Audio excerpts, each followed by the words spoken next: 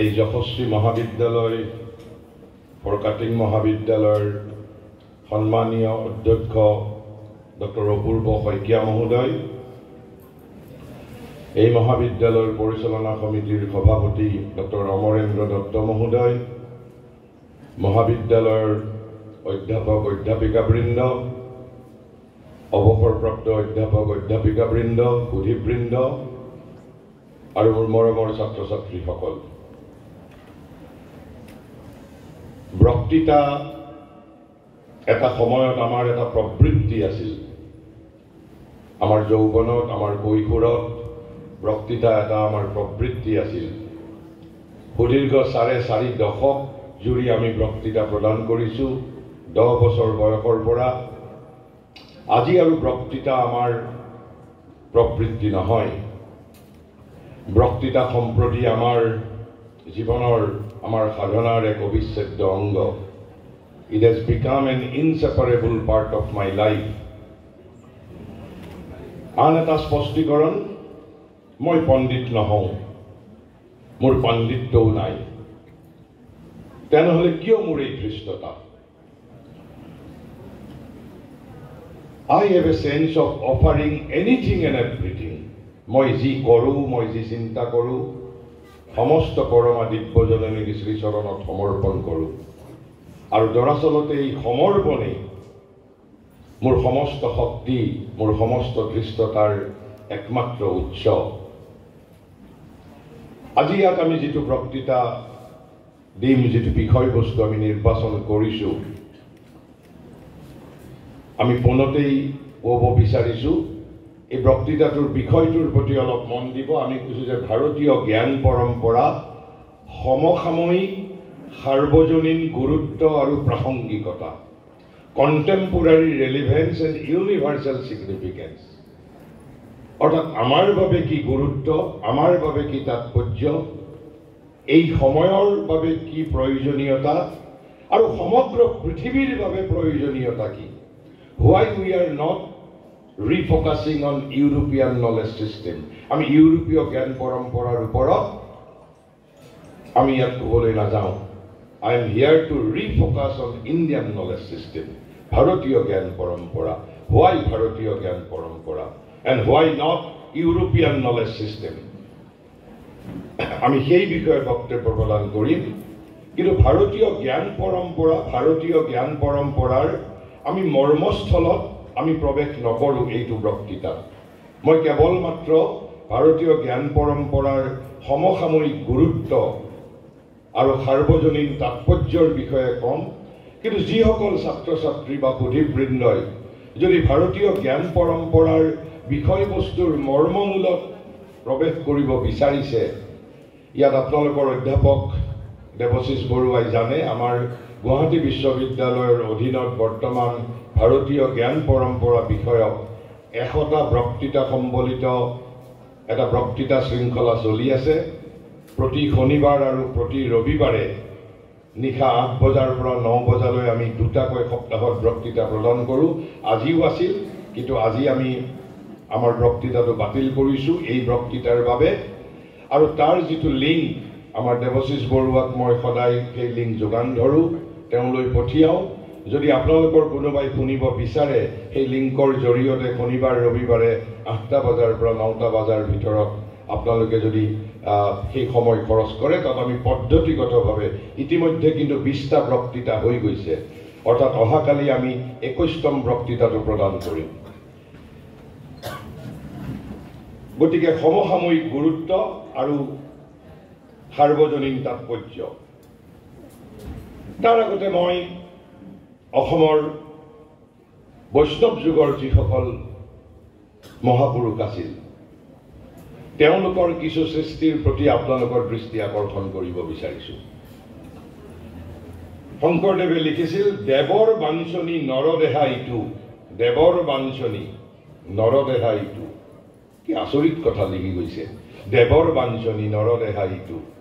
অৰ্থাৎ স্বৰ্গৰ দেৱতাসকলে হেনো মানৱ দেহা বাঞ্ছা কৰে। মই কোৱা নাই, শংকৰদেৱে কৈ গৈছে, লিখি গৈছে। কি লিখি গৈছে? যে দেৱৰ বাঞ্ছনী নৰদেহা ইটো। পাই আছে ভাৰতত। কোনে? আমি ভাৰতত পাই আছো যি নৰদেহা কোনে বাঞ্ছা কৰে? স্বৰ্গৰ দেৱতাসকলে ভাৰতত বাঞ্ছা কৰে, ইউৰোপত নহয়। আধুনিক মানুহৰ স্বৰ্গপুৰী আমেৰিকাত বুলি কোৱা নাই, ভাৰতত বিচাৰে বুলি কৈছে। কোনে? স্বৰ্গৰ দেৱতাসকলে, নৰদেহা। আৰু কোনে পাই আছে সেই দেহা? আমি পাই আছো। কৈছে কৃষ্ণ সেৱা কৰি নানা কাৰ্য কৰি ফুৰে নানা বিষয়ত।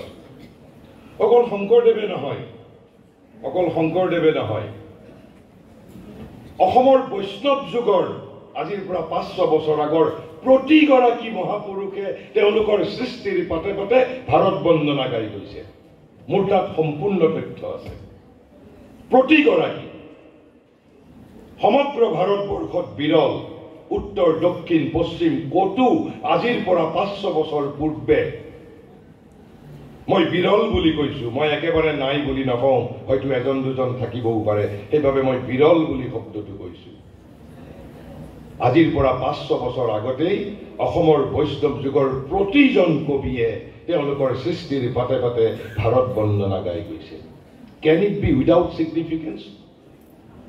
শংকৰদেৱে ক'তো এবাৰো অসম শব্দ উল্লেখ কৰা নাই, কামৰূপ শব্দ উল্লেখ কৰা নাই, কিন্তু ভাৰত শব্দটো 43 বাৰ উল্লেখ কৰিছে।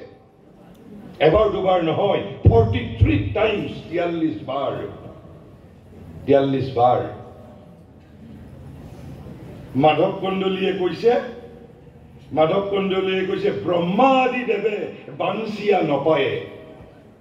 স্বয়ং সৃষ্টিকৰ্তা ব্ৰহ্মা, আমি ব্ৰহ্মাক স্বয়ং সৃষ্টিকৰ্তা বুলি পাবো।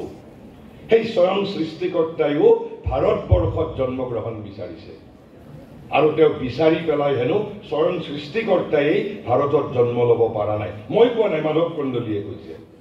তেওঁ ৰামায়ণত কৈছে, সপ্তকাণ্ড ৰামায়ণত কৈছে ব্ৰহ্মা আদি দেৱে বাঞ্চিয়া নপায়ে ভাৰতে তনুৰ কায়া। হেনয় পৰম দুৰ্লভ শৰীৰ কিবা ভাগ্যে আছে পায়া। আমি ভাগ্যৰ বলত হেনো পাইছো। কোনো আধুনিক যুগৰ কবিয়ে কোৱা নাই, মঙহ খোৱা মন আৰু মগজুৱে কোৱা নাই, শংকৰদেৱ মাধৱদেৱে কৈ গৈছে। আৰু মোৰ ইয়াত এইখন যিখন মই ইয়াত আপোনালোকক কেৱল দেখুৱাবৰ কাৰণে আনিছো, ইয়াত অসমৰ বৈষ্ণৱ যুগৰ প্ৰতিগৰাকী উইদাউট এক্সেপশ্যন আজিৰ পৰা 500 বছৰ পূৰ্বে। কেন ইট বি উইদাউট ছিগনিফিকেন্স? এবাৰ মোক এজনে কৈছিল যে নহয়, শংকৰদেৱে আধ্যাত্মিক ভাৰতবৰ্ষৰ কথা কৈ গৈছে। সেয়াও ভুল কথা। শংকৰদেৱৰ যিখন একমাত্ৰ সংস্কৃত গ্ৰন্থ ভক্তি প্ৰদীপ, ভক্তি ৰত্নাকৰ, তাত তেওঁ এটা অধ্যায়ৰ নাম দিছে ভাৰত ভূপ্ৰশংসা। 43 বাৰ উল্লেখ কৰিছে। মাধৱদেৱে লিখিছে ধন্য ধন্য কলিকাল, ধন্য নৰ তনুভাল, ধন্য ধন্য ভাৰত কৰিছে। মাধৱ কন্দলীয়ে কৈছে ব্ৰহ্মা আদি দেৱে। শংকৰদেৱে আৰু আন এটা পদত লিখিছে ভাৰতত বাঞ্চু জন্ম আমি দেৱ যত। প্ৰত্যেকগৰাকী দেৱতাই হেনো ভাৰতত জন্ম বিচাৰে। শ্ৰীকৃষ্ণই বাৰু ভাৰতত জন্মগ্ৰহণ কৰিব পাৰিছে, কিন্তু শিৱয়ো পৰা নাই, ব্ৰহ্মায়ো পৰা নাই, আৰু আন দেৱতায়ো পৰা নাই, ইন্দ্ৰয়ো পৰা নাই, কোনেও পৰা নাই। কিন্তু সকলোৱে ভাৰতত জন্ম লাভ কৰিব বিচাৰে।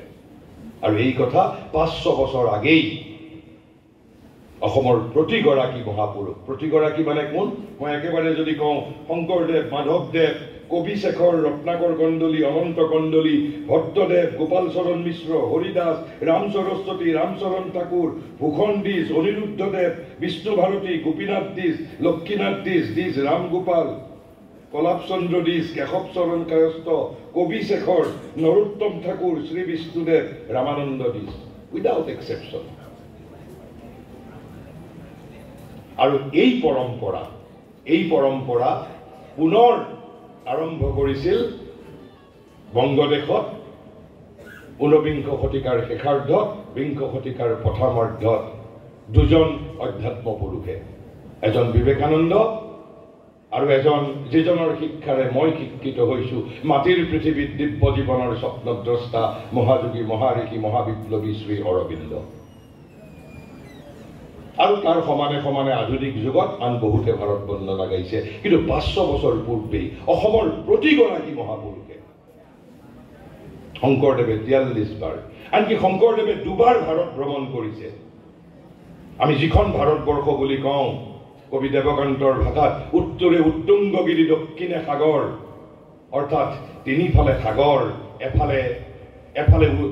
এফালে হিমালয়ৰ দ্বাৰা পৰিবেষ্টিত এই যি টুকুৰা ভূখণ্ডক আমি ভাৰতবৰ্ষ বুলি কৈছিলোঁ, অখণ্ড ভাৰতবৰ্ষ বুলি। শংকৰদেৱে যেতিয়া এই ভাৰত ভ্ৰমণ কৰিছিল, তেওঁৰ সামৰ্থ্য আছিল এই ভাৰতৰ সীমা অতিক্ৰম কৰি যোৱাৰ বাবেও, কিন্তু তেওঁ অতিক্ৰম কৰি যোৱা নাছিল। তেওঁ 2 বাৰৰ ভাৰত ভ্ৰমণ কেৱল ভাৰতবৰ্ষৰ সীমাৰ মাজতেই সীমাবদ্ধ ৰাখিছিল। 2 বাৰকৈ, এবাৰ নহয় 2 বাৰ তেওঁ ভাৰত ভ্ৰমণ কৰিছিল। কিয়? কেন ইট বি উইদাউট ছিগনিফিকেন্স? তাৰ পিছত আমাৰ অসমতেই বহু ৰাজনৈতিক দৰ্শনে আমাক বিভ্ৰান্ত কৰিবলৈ যোৱা 3টা দশকত প্ৰয়াস কৰিছে।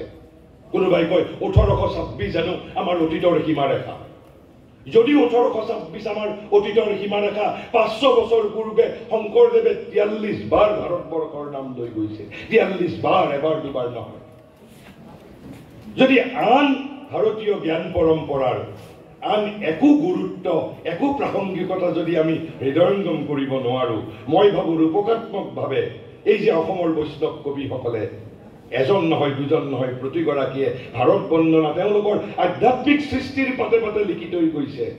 মই ভাবো এই ৰূপকেই আমাক ভবাই তোলাৰ বাবে যথেষ্ট যে ভাৰতীয় জ্ঞান পৰম্পৰাৰ কিমান সুদূৰ প্ৰসাৰী প্ৰাসংগিকতা, তাৰ সমসাময়িক কি প্ৰাসংগিকতা, সমগ্ৰ জগতৰ বাবে, সৃষ্টিৰ বাবে, সমগ্ৰ ব্ৰহ্মাণ্ডৰ বাবে তাৰ কি প্ৰাসংগিকতা, অন্ততঃ ৰূপকাত্মকভাৱে আমাক ভবাই তোলাৰ বাবে যথেষ্ট।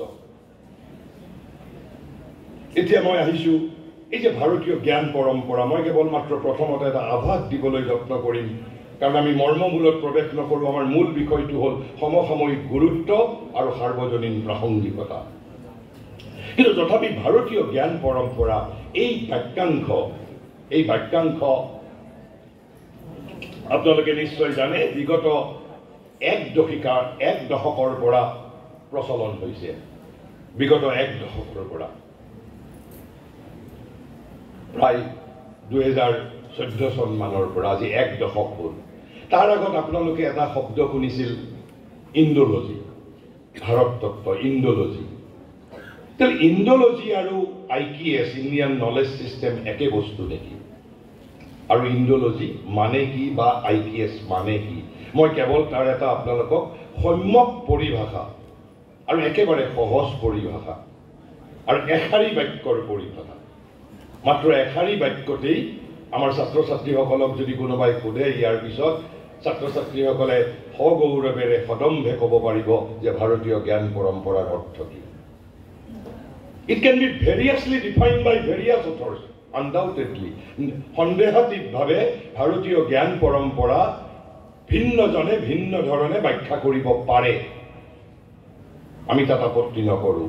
কিন্তু মই যেহেতু এইটো 10 বছৰৰ পুৰণা এটা শব্দ, ইণ্ডিয়ান নলেজ, এই শব্দ ব্যৱহৃত হৈছে। ইণ্ডিয়ান নলেজ বুলি শব্দটো বহু ব্যক্তিয়ে, শ্ৰী অৰবিন্দ ইত্যাদি নানা মনীষী যোগীয়ে ভাৰতীয় জ্ঞান এই শব্দটো ব্যৱহাৰ কৰিছে। কিন্তু একেবাৰে এই যে ইণ্ডিয়ান নলেজ চিষ্টেম, ভাৰতীয় জ্ঞান পৰম্পৰা, এটা বিশেষ ফ্ৰেজ, বাক্যাংশ, এই বাক্যাংশ যোৱা 10 বছৰৰ পৰা ভাৰতত এই বাগধাৰাটো প্ৰচলন হৈছে। এখন কিতাপ, যদিও এই IQS বিষয়ক এতিয়া নানা কিতাপ বজাৰত আমি দেখিবলৈ পাওঁ, কিন্তু এটা দুৰ্ভাগ্য হৈছে এই কিতাপবোৰৰ অধিকাংশ, এটা দুৰ্ভাগ্যও সেইটো সৌভাগ্যও। মই দুৰ্ভাগ্য আৰু সৌভাগ্য কিয় কৈছোঁ? অধিকাংশ কিতাপেই প্ৰণয়ন কৰিছে আমাৰ IITৰ সন্মানীয় অধ্যাপকসকলে। যদি তেওঁলোকৰ ভাৰতীয় জ্ঞান পৰম্পৰা, যিটো তেওঁলোকেই দিয়া ব্যাখ্যাৰ পৰা মই কম, যদি আপোনালোকে বুজিব পাৰিব কিয় মই সৌভাগ্য বুলি কৈছোঁ, কিয় দুৰ্ভাগ্য বুলি কৈছোঁ। ভাৰতীয় জ্ঞান পৰম্পৰা বুজিব লাগিলে ভাৰত আত্মাৰ অভ্যন্তৰত প্ৰৱেশ কৰিব পাৰিব লাগিব।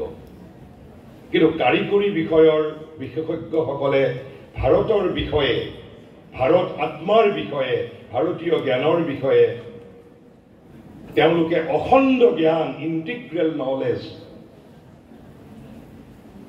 স্বাভাৱিকতে আমাৰ মনত অলপ সংশয় থাকি যায়, স্বাভাৱিকতে অলপ সংশয় থাকি যায়। কিন্তু আকৌ আমাৰ বাবে সৌভাগ্যৰ কথা, যদি তেওঁলোকে সেই সংশয় আমাক নিৰাময় কৰিব পাৰিছে, তেনেহ'লে এয়া এক ডাঙৰ সাফল্য যে কাৰিকৰী বিষয়ৰ বিশেষজ্ঞয়ো ভাৰতীয় জ্ঞান পৰম্পৰাৰ বিষয়ে কিতাপ লিখিব পাৰিছে। এয়া আমাৰ বাবে পৰম সৌভাগ্যৰ কথা। তেনে এখন কিতাপ IPS কনচেপ্ট এণ্ড এপ্লিকেশ্যন নামৰ এখন কিতাপত তিনিজন লেখক, মহাদেৱন, ভট্ট আৰু এজন পাভনা বুলি লেখক, তিনিজন লেখকৰ কিতাপ। তাত IPS বিষয়ে তেওঁলোকে এটা এশাৰী বাক্যৰ তাক ব্যাখ্যা কৰিছে। মই ব্যাখ্যাসমূহ ইয়াত আমি আলোচনা নকৰোঁ, কেৱল মই এশাৰী বাক্যৰ জৰিয়তে ভাৰতীয় জ্ঞান পৰম্পৰা এই তিনিটা শব্দৰ বাক্যাংশটো তেওঁলোকে সূত্ৰবদ্ধ কৰিছে, ব্যাখ্যা কৰিছে। It has been defined. কৈছে IPS is a generic term, A generic phrase. Generic phrase মানে এটা শ্ৰেণীগত নাম। IPS is a generic phrase that covers practically everything about India. আৰু মোৰ দৃষ্টিত এইটো একেবাৰে সম্যক ব্যাখ্যা। IPS ভাৰতবৰ্ষৰ বিষয়ে সমস্ত জ্ঞান, practically covers everything about India. Everything about India means ভাৰতৰ দৰ্শন, ভাৰতৰ সাহিত্য, ভাৰতৰ সমাজ, ভাৰতৰ ৰাজনীতি, ভাৰতৰ ভূগোল, ভাৰতৰ অধ্যাত্ম, ভাৰতৰ ধৰ্ম, ভাৰতীয় ৰাষ্ট্ৰতন্ত্ৰ, ভাৰতীয় কলা, ভাৰতীয় স্থাপত্য, ভাৰতীয় সংস্কৃতি। It covers practically everything about India. কিয় এই যিটো সূত্ৰ দিলে তাৰ যুক্তিযুক্ততাটো কি? কাৰণ শব্দটো হ'ল ভাৰতীয় জ্ঞান পৰম্পৰা, কিন্তু ইয়াত ব্যাখ্যা কৰা হৈছে it covers practically everything about India. আমি ভাৰতৰ বিষয়ে যিয়েই আলোচনা নকৰোঁ কিয়, একেবাৰে কাশ্মীৰৰ পৰা কন্যাকুমাৰী, অসমৰ পৰা একেবাৰে দিল্লী, এই যিখনক আমি উত্তৰে উত্তুংগগিৰি, দক্ষিণে সাগৰ, দেৱকান্তৰ ভাষা, তিনিফালে সাগৰ আৰু এফালে এই উত্তুংগ হিমালয় পৰ্বত, তাৰ মাজত থকা ভূখণ্ডৰ সকলো বিষয়, ইয়াৰ পশু পক্ষী, দৰ্শন, সমাজ, ৰাজনীতি, বিজ্ঞান, স্থাপত্য, কলা, ভাস্কৰ্য, সাহিত্য, সংস্কৃতি, চিত্ৰবিদ্যা, সংগীত, সকলোৰে বিষয়ে যে প্ৰেক্টিকেলি কাভাৰ্ছ এভৰিথিং এবাউট ইণ্ডিয়া। তাৰ কাৰণটো কি? এই ব্যাখ্যাটোৰ তাৎপৰ্যটো কি? তাৰ কাৰণ everything associated with India is also associated with a knowledge. যদি কোনোবাই সোধে যে why IPS covers practically everything about India, because everything associated with India is also associated with a particular knowledge. যদি আপুনি ভাৰতীয় কলাৰ বিষয়ে জানে, তাৰ অন্তৰালত এটা জ্ঞান তত্ত্ব আছে। যদি ভাৰতীয় স্থাপত্যৰ বিষয়ে জানিবলৈ বিচাৰে, তাৰ অন্তৰালত এটা জ্ঞান তত্ত্ব আছে। ভাৰতীয় সংগীত, ভাৰতীয় নৃত্য, ভাৰতীয় বিজ্ঞান, ভাৰতীয় সমাজতত্ত্ব, ভাৰতীয় ৰাষ্ট্ৰতন্ত্ৰ, ভাৰতীয় অধ্যাত্ম, যি বিষয়বস্তুৱেই নলয় কিয় ভাৰতবৰ্ষৰ বিষয়ে, প্ৰত্যেকটো বিষয়ৰ সৈতে এটা জ্ঞান তত্ত্ব বিজড়িত হৈ আছে। জ্ঞান তত্ত্ব বিজড়িত হৈ আছে।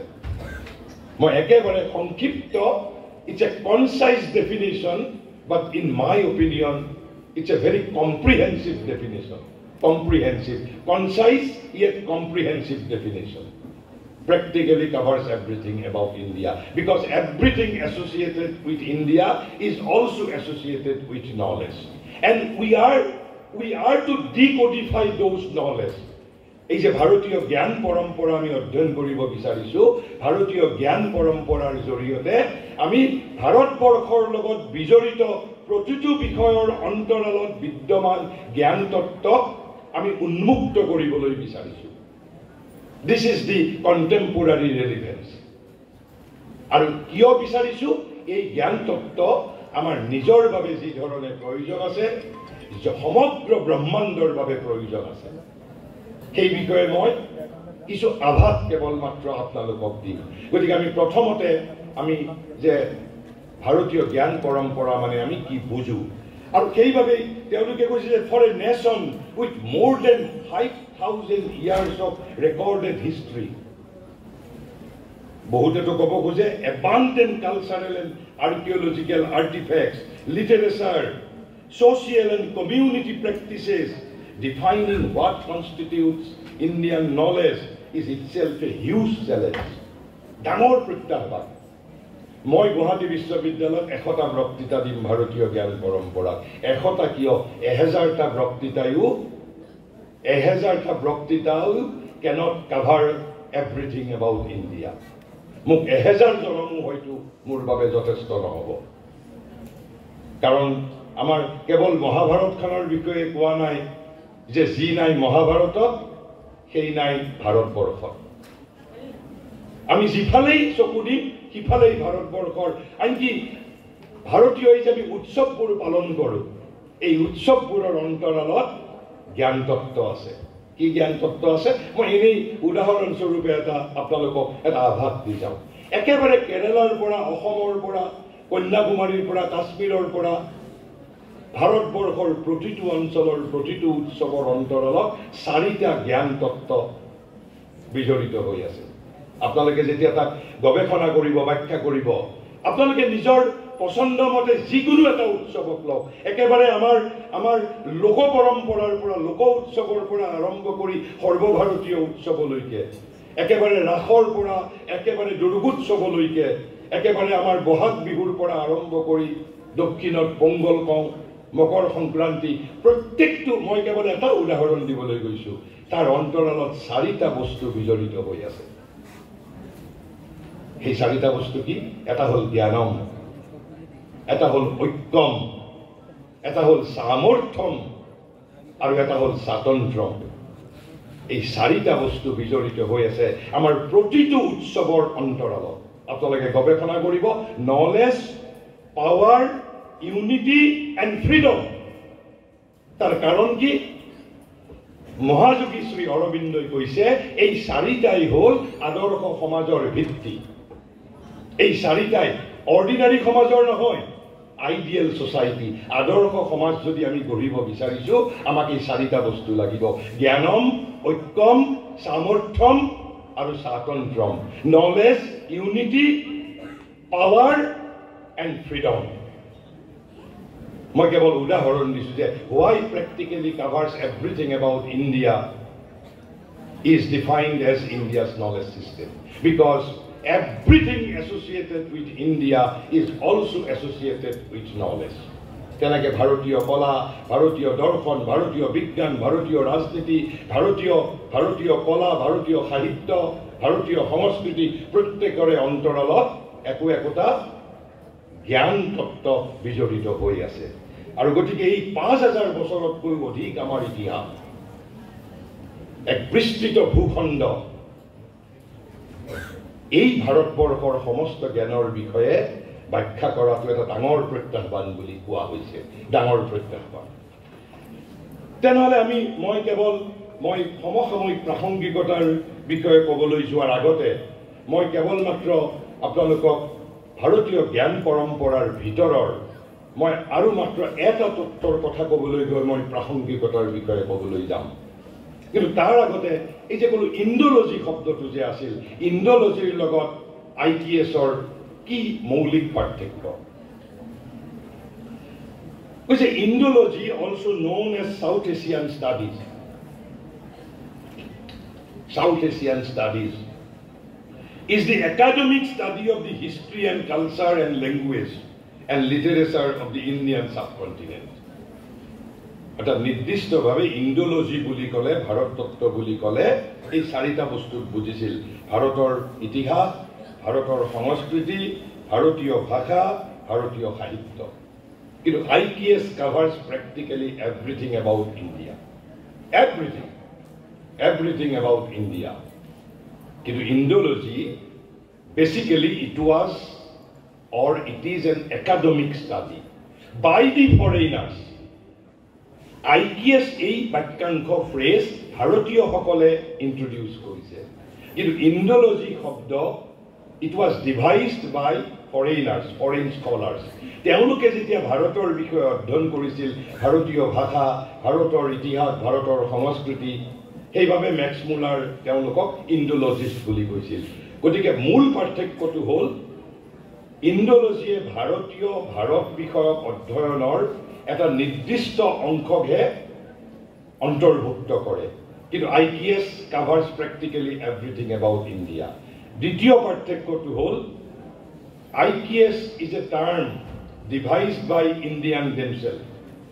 আমি ভাৰতীয়সকলে নিজেই এই বাক্যাংশ সৃষ্টি কৰিছো কিন্তু Indology was not devised by Indians.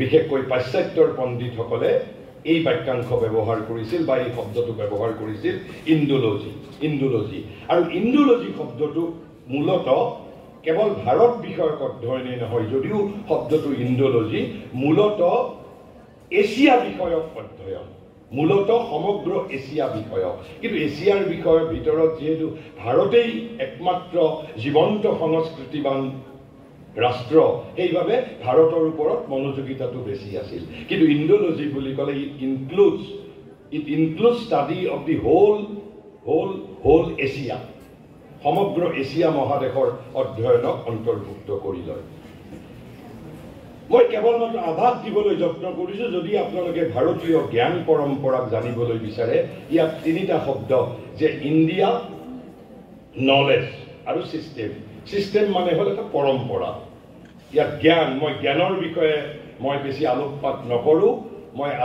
নকৰো কাৰণ কিয় জ্ঞান প্ৰজ্ঞা তথ্য ইনফৰমেশন নলেজ উইজডম প্ৰত্যেকৰে ভিন অৰ্থ আছে এইবোৰ এটা নিৰ্দিষ্ট বিষয়বস্তু মই কেৱলমাত্ৰ যে ইণ্ডিয়া যিখন ভাৰতবৰ্ষৰ কথা শংকৰদেৱে কৈ গৈছিল মাধৱদেৱে কৈ গৈছিল অনন্ত কণ্ডলী মাধৱ কণ্ডলী অনিৰুদ্ধদেৱে কৈ গৈছিল সেই ভাৰত মানে কি মই এটা সামগ্ৰিক ধাৰণা দিবলৈ যত্ন কৰিছো ভাৰতীয় জ্ঞান পৰম্পৰাৰ ভাৰত শব্দটোৰ মই এটা সাধাৰণভাৱে মই এটা ধাৰণা দিবলৈ যত্ন কৰিছো আৰু আমি সেই দৃষ্টিৰে ভাৰতীয় জ্ঞান পৰম্পৰাৰ অভিমুখে অগ্ৰসৰ হ'ব লাগিব যদি আমি এই যে প্ৰ্যাকটিক্যালি কভাৰ্স এভৰিথিং এবাউট ইণ্ডিয়া ভাৰতৰ বিষয়ে সমস্ত জ্ঞান আমি অন্বেষণ কৰিবলৈ যাওঁতে গৱেষণা কৰিবলৈ যাওঁতে মূল তিনিটা কথাৰ প্ৰতি আমি লক্ষ্য ৰাখিব লাগিব যে ভাৰত মানে কি ভাৰত কাৰ দ্বাৰা গঠিত হৈছে ইটা বালি শিলেৰে গঠিত হৈছে নে চৰাই চিৰিকটি গছ লতা মানুহৰ দ্বাৰা গঠিত হৈছে ভাৰত কাৰ দ্বাৰা গঠিত হৈছে কাৰণ ভাৰতীয় জ্ঞান পৰম্পৰা বুলি আমি কৈছো ভাৰত হাউ ইণ্ডিয়া ইজ কম্পোজড বা ভাৰতৰ উপাদান কি মূলতঃ from জ্ঞান পৰম্পৰাৰ দৃষ্টিভংগীৰ ফালৰ পৰা গতিকে যেতিয়া আপোনালোকে ভাৰতীয় জ্ঞান পৰম্পৰাৰ বিষয়ে অধ্যয়ন কৰিব সকলো ক্ষেত্ৰতে তাত আপোনালোকে তিনিটা বস্তুৰ কথা মনত ৰাখিব লাগিব সেইভাবে শ্ৰী অৰবিন্দই কৈছে ভাৰতৰ এই পুৰাতন প্ৰকৃতি ইয়াৰ এই যে বিশিষ্ট অন্তৰাত্মা কি বাৰু হেয়া যদি আমাক কোনোবাই সোধে what is India আমি ভাৰত আত্মা বুলি কওঁ আমি দেশ সমাজক আত্মা বুলিও কওঁ ব্যক্তিক যেনেকৈ আত্মা বুলি কওঁ there is a collective soul too সমষ্টিৰ আত্মা আছে সমগ্ৰ ভাৰতবৰ্ষক আমি আত্মা বুলি কওঁ এইবোৰেই ভাৰতীয় জ্ঞান পৰম্পৰাৰ একোটা বিষয় ভাৰতক কিয় আমি আত্মা বুলি কওঁ ভাৰতক মা বুলিও কওঁ আত্মা বুলিও কওঁ আনকি ঋগবেদত দেৱতা বুলিও এই ভাৰতবৰ্ষক দেৱতা বুলিও পৰোক্ষভাৱে ইংগিত কৰা হৈছে দেৱতা বুলিও কৈছো আত্মা বুলিও কৈছো সেইবোৰ আমাৰ বিস্তৃত ভাৰতীয় জ্ঞান পৰম্পৰাৰ বিষয়বস্তু আমাৰ অন্তৰ্গত বিষয়বস্তু যিবোৰ আমাৰ বক্তৃতা শৃংখলাটোত আমি যিমান দূৰ সম্ভৱ আলোচনা কৰিম কিন্তু ইয়াত মই কেৱলমাত্ৰ ভাৰত বুলি ক'লে এই যে ভাৰতৰ বিশিষ্ট অন্তৰাত্মা ভাৰতীয় জ্ঞান পৰম্পৰাৰ অন্বেষণ কৰিবলৈ আমি যাওঁতে গৱেষণা কৰিবলৈ যাওঁতে কি তিনিটা কথা আমি মনত ৰাখিব লাগিব ভাৰত মানে India is equal to this three things কি সেই তিনিটা বস্তু প্ৰথমতে কৈছে দি ফাৰ্ষ্ট পাৱাৰ কৈছে India is composed of three powers I am not referring to nuclear power. মই কোনো অস্ত্ৰৰ পাৱাৰৰ কথা কোৱা নাই অস্ত্ৰ শস্ত্ৰ অৰ্থৰ পাৱাৰ অস্ত্ৰৰ শক্তি আণৱিক শক্তিৰ কথা ডিজিটেল শক্তিৰ কথা কোৱা নাই In essence, India is composed of three powers. The first power, which is spirituality, is indeed the master key of the Indian mind. Master key of the Indian mind. কিন্তু আধুনিক মানুহে অধ্যাত্মক ইমান গুৰুত্ব প্ৰদান নকৰে আধ্যাত্মিকতা এয়া মহাঋষিৰ কথা শ্ৰী অৰবিন্দই কৈ গৈছে শ্ৰী অৰবিন্দই তেওঁৰ গীতা নিবন্ধ শীৰ্ষক এখন বৃহৎ গীতা বিষয়ক ভাষ্যত আকৌ একাষাৰ কথা লিখি থৈ গৈছে কৈছে মডাৰ্ণ মাইণ্ড হেজ এক্সাইল মানে কি নিৰ্বাচিত কৰিছে আধুনিক মানুহে হেনো দুটা বস্তু modern mind has exile from their practical motive power আমাৰ ব্যৱহাৰিক জীৱনৰ পৰা দুটা বস্তু আধুনিক মানুহে কেতিয়াবাই নিৰ্বাচিত কৰিছে এই বস্তু দুটা কি কৈছে এটা হ'ল গড অৰ ইনফাইনাইট ভগৱান ঈশ্বৰ অনন্ত এটা বস্তু হ'ল সেইটো এই বস্তুটোক আধুনিক মনন ধাৰাই নিজৰ from their practical motive power নিৰ্বাচিত কৰিছে আৰু আনটো বস্তু কি ভগৱত অৱস্থা অথবা আধ্যাত্মিকতা আৰু শ্ৰী অৰবিন্দই কৈছে অথচ this two are the master conception of the Gita যেতিয়া আমি ভাৰতীয় অধ্যাত্মৰ বিষয়ে আমি জ্ঞান লাভ কৰিবলৈ যাম গীতাৰ বিষয়ে জ্ঞান লাভ কৰিবলৈ যাম কৈছে this two are the master conception of the Gita গীতাৰ প্ৰধান তত্ত্ব আধ্যাত্মিকতা আৰু অনন্ত বা ভগৱান যদি এই দুটা তত্ত্বক যদি মই যদি মোৰ বিবেচনাৰ ভিতৰলৈ নানো তেনেহ'লে there is no point in studying Gita অধ্যয়ন কৰাৰ কোনো সাৰ্থকতাই নাই আৰু সেইবাবে আমি ভাৰতবৰ্ষৰ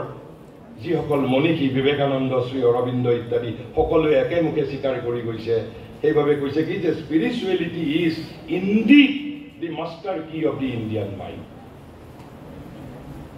কিন্তু এই যিখন ভাৰতবৰ্ষৰ কথা কোৱা হৈছে এই ভাৰতবৰ্ষখনক আমি চকুৰে দেখা পোৱা নাই কিয় দেখা পোৱা নাই যি ধৰণে আমি ইয়াত আমাৰ প্ৰত্যেকৰে শৰীৰবোৰ প্ৰত্যক্ষ কৰিছোঁ প্ৰত্যেকৰে শৰীৰ একে ঠিক এই ধৰণে যিখন ছাৰ্ফেচ ইণ্ডিয়া এই ছাৰ্ফেচ ইণ্ডিয়াৰ লগত যিখন বহিৰ জগতত দৃশ্যমান যিখন ভাৰতবৰ্ষ তাৰ সৈতে আমেৰিকা ইংলেণ্ড জাপান ফ্ৰান্স আৰু কোনো পাৰ্থক্য নাই যি ধৰণে আমাৰ শৰীৰবোৰৰ মাজত কোনো পাৰ্থক্য নাই কিন্তু শৰীৰটোৱেই জানো সৰ্বস্ব আমাৰ কিন্তু প্ৰত্যেকৰে মনটো ভিন্ন ভিন্ন এই প্ৰত্যেকৰে মন অৰ্থাৎ ইনাৰ ইণ্ডিয়া এয়াৰ ইণ্ডিয়া স্নিগ্ধ ভাৰতবৰ্ষত যদি প্ৰৱেশ কৰিব বিচাৰো there is a second India সেইখন হ'ল ইনাৰ ইণ্ডিয়া আন্তৰ ভাৰতবৰ্ষত প্ৰৱেশ কৰিব লাগিব আন্তৰ ভাৰতবৰ্ষও আমাৰ সৰ্বোচ্চ নহয় আমাৰ প্ৰত্যেকৰে এটা আত্মা আছে ঠিক সেই ধৰণে ভাৰতৰো এখন ইনমষ্ট ইণ্ডিয়া আছে কেনেকৈ প্ৰৱেশ কৰিম তাত আমি খালী চকুৰে আমি ইনাৰ ইণ্ডিয়াক দেখা নাপাওঁ খালী চকুৰে আমি ইনমষ্ট ইণ্ডিয়াক দেখা নাপাওঁ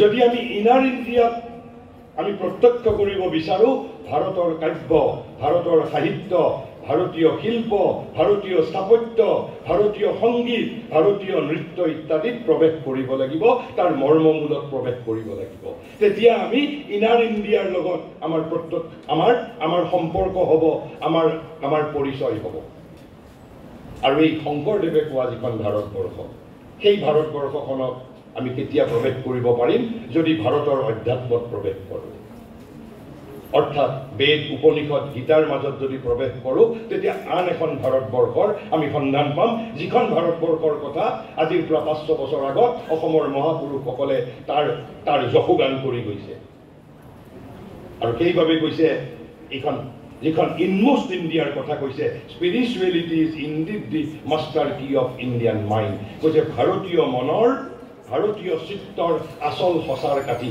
মাষ্টাৰ কি যদি কোনোবাই ভাৰতবৰ্ষক জানিব বিচাৰিছে বুজিব বিচাৰিছে তেনেহ'লে মাষ্টাৰ কিটো কি হ'ব সঁচাৰ কাঠিটো কি হ'ব যিটো কাঠিৰে আপুনি ভাৰতীয় কলা দৰ্শন সাহিত্য সংস্কৃতি সকলোৰে দৰ্জা খুলিব পাৰিব মাষ্টাৰ কি মানেতো সেইটোৱেই আচল সঁচাৰ কাঠি হৈছে ভাৰতৰ অধ্যাত্মত প্ৰৱেশ কৰিব লাগিব এইটো হ'ল ভাৰতৰ প্ৰথম শক্তি ভাৰতৰ প্ৰথম উপাদান ইটা বালি শিলৰ প্ৰথমটো কম্পোনেণ্ট প্ৰথমটো উপাদান তাৰপিছত কৈছে কিন্তু এয়াই ভাৰতৰ অন্তৰাত্মাৰ সমগ্ৰ নাছিল কেৱল আধ্যাত্মিকতাই ভাৰতৰ অন্তৰাত্মাৰ সমগ্ৰ নাছিল এয়াই সমগ্ৰ হ'বও নোৱাৰে তেনেহ'লে কি আছিল কৈছে পাৰ্থিৱ লোকত আধ্যাত্মিকতাৰ যি প্ৰকাশ সি শূন্যত উপজিব নোৱাৰে এই যে পাৰ্থিৱ লোকত যদি আধ্যাত্মিকতাৰ যদি অভিব্যক্ত হৈছিল প্ৰকটিত হৈছিল সি শূন্যত জানো উপজিব পাৰে মাটিত জানো তাৰ প্ৰতিষ্ঠা থাকিব নালাগিব শ্ৰী অৰবিন্দই এটা ৰূপক ইয়াতে কৈছে ৰূপকৰ কথা কৈছে আমাৰ পৰ্বতৰাজিৰ শিখৰবোৰ সপোনৰ ভোজবাজিৰ দৰে বাৰু মেঘৰ জঠৰৰ পৰা ওলাইছে নেকি এই যে পৰ্বতৰ শিখৰবোৰ জঠৰ মানে হ'ল পেট মেঘৰ পেটৰ পৰা ওলাইছে নেকি কৈছে মাটিৰ ওপৰত জানো এইবোৰৰ ভিত্তি নাই আমাৰ পৰ্বতৰ আমাৰ পাহাৰবোৰৰ হিমালয়ৰ ভিত্তি জানো মাটিত নাই পৰ্বতবোৰৰ মাটিত জানো ভিত্তি নাই ঠিক সেই ধৰণে কৈছে আধ্যাত্মিকতাৰো যিটো ভিত্তি আছিল পাৰ্থিৱ লোকত তাৰ ভিত্তি আছিল পাৰ্থিৱ লোকত তাৰ ভিত্তি আছিল কৈছে আমি যেতিয়া ভাৰতৰ অতীতৰ ফালে দৃষ্টিপাত কৰোঁ আধ্যাত্মিকতাৰ অব্যৱহিত পাছতেই যিটো বস্তু আমাৰ চকুত পৰে সেয়া বিৰাট প্ৰাণ শক্তি ভাইটেলিটি সৃজনী শক্তি প্ৰাণ শক্তি মই সেই বিষয়ে আপোনালোকক বৰ্ণনা কৰিবলৈ নাযাওঁ ৩০০০ বছৰৰ অক্লান্ত সৃজন কৰ্ম কেৱল ক্ৰিয়েশ্যন আফটাৰ ক্ৰিয়েশ্যন এই যে ব্ৰহ্ম সত্য জগত মিথ্যা বুলি কৈ আমি আধ্যাত্মিকতাৰ কথা ক'লে জাপ মাৰি উঠো তাৰমানে ব্ৰহ্ম আমি যেতিয়া আধ্যাত্মিকতাৰ কথা কওঁ আমাৰ মনত পাশ্চাত্য জ্ঞান পৰম্পৰাই এটা ধাৰণা সুমুৱাই দিছে কি সুমুৱাই দিছে কৈছে যে তোমালোকৰ আধ্যাত্মিকতা মানে তোমালোকে জগতক মিথ্যা বুলি জ্ঞান কৰা মায়া সেইভাবে কোনোবা অভিভাৱকৰ ওচৰত ১৫ বছৰীয়া ল'ৰাই যদি কয় যে মা দেউতা মই কালিৰ পৰা I will become a spiritual man আমাৰ মাতৃ পিতৃসকল স্তম্ভিত হৈ যাব মহাচিন্তাত পৰিব কাৰণ তাৰ অৰ্থ জীৱনক ত্যাগ কৰিব লাগিব বৈষ্ণৱ ধৰ্ম আন্দোলনে জগতক মায়া বুলি স্বীকাৰ কৰা নাই বৈষ্ণৱ ধৰ্ম আন্দোলনে কৈছে জগত ভগৱানৰ লীলা জগত ভগৱানৰ লীলা উপনিষদে তাতকৈ আগত গৈছে উপনিষদে কৈছে জগত কেৱল লীলাই নহয় জগত ভগৱানৰ অভিব্যক্তি সেলফ এক্সপ্ৰেশন অফ ডিভাইন জগত মানেই ভগৱান গীতাত শ্ৰীকৃষ্ণই কৈছে বাসুদেৱম সৰ্বম ইতি